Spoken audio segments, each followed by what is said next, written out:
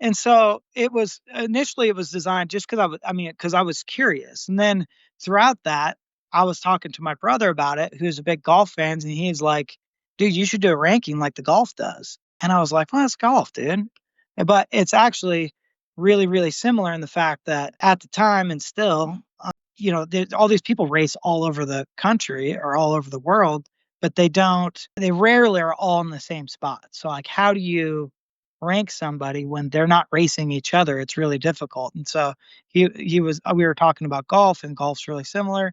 Rarely do all the golfers show up, like 3 times a year, maybe. They are all in one event. So I started researching how they did their rankings because I wasn't really familiar. And then it was like ready to be set up for RC because it's got different tiers. It uses the strength of field, of which I could figure that part out.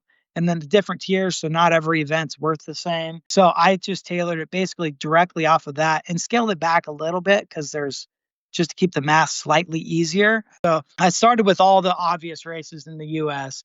Then I contacted some overseas drivers, found out all the contacts from manufacturers and stuff, try and find out what races I should start with there.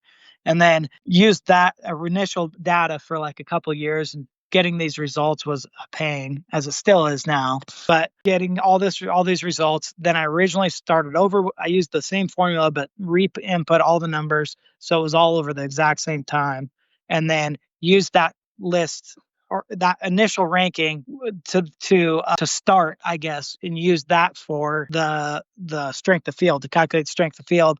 And then as it grew and got bigger and bigger and more events and the list of drivers got way, way longer, then it just became more and more accurate as far as strength of field goes. And then some races just pop up that you're like, oh, dude, I didn't even know that race was really that big a deal.